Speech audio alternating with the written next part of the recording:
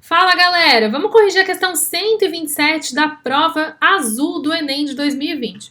Lê comigo esse enunciado aqui. Plantas pioneiras são as que iniciam o processo natural de cicatrização de uma área desprovida de vegetação. Em geral, têm porte pequeno, crescem muito rápido, desenvolvem-se a pleno sol e são pouco exigentes com relação às condições do solo. Produzem grande quantidade de sementes e possuem um ciclo de vida curto. Essas plantas são importantes em um projeto de restauração ambiental, pois promovem no solo. Então, quando a gente está lendo esse enunciado aí, a gente pode lembrar de um processo de sucessão ecológica. Então, imagina aqui que você tem um solo de um ambiente que não tem nada de vida, absolutamente nada. Então, esse solo está seco, esse solo não tem sementes, e aí nós temos as plantas pioneiras que começam a se desenvolver neste solo. E isso vai trazer muitas vantagens, né?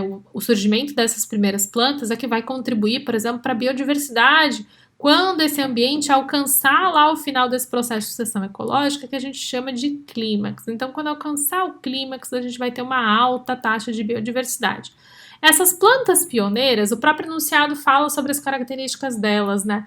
Elas têm um ciclo de vida curto, tá? Isso é importante para aumentar o potencial biótico delas.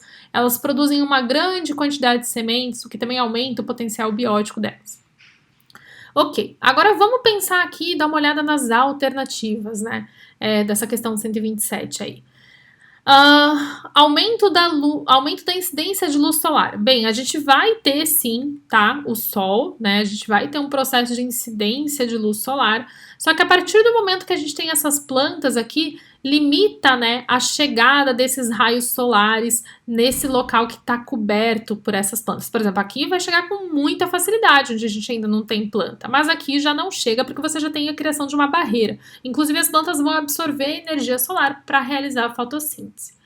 Portanto, letra A está incorreta. Olha o que ele fala na B: diminuição da absorção de água. Gente, se a gente tem plantas, a gente vai ter o quê? Um aumento do processo de absorção de água e não uma diminuição. Por isso que a letra B está incorreta também. Olha a letra D, elevação da temperatura. A gente vai observar um processo de elevação da temperatura do solo onde nós não temos uma cobertura vegetal. Mas no local que a gente tem uma cobertura vegetal, a gente tem um processo de diminuição da temperatura, tá? A gente vai ter uma temperatura mais amena nesse solo.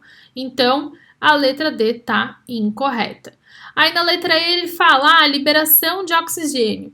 Bom, se a gente não tinha plantas antes, né, e agora a gente vai ter plantas, a gente vai ter uma liberação de gás oxigênio. Só que a liberação de gás oxigênio vai acontecer para a atmosfera, não para o solo. Então, a letra E tá incorreta também. E olha a letra C, então, estabilização da umidade. O que acontece? Essas plantas aqui, elas vão reter umidade no solo, tá? Então, a presença desses vegetais ajuda a reter essa umidade. Portanto, a alternativa correta para essa questão é a letra C.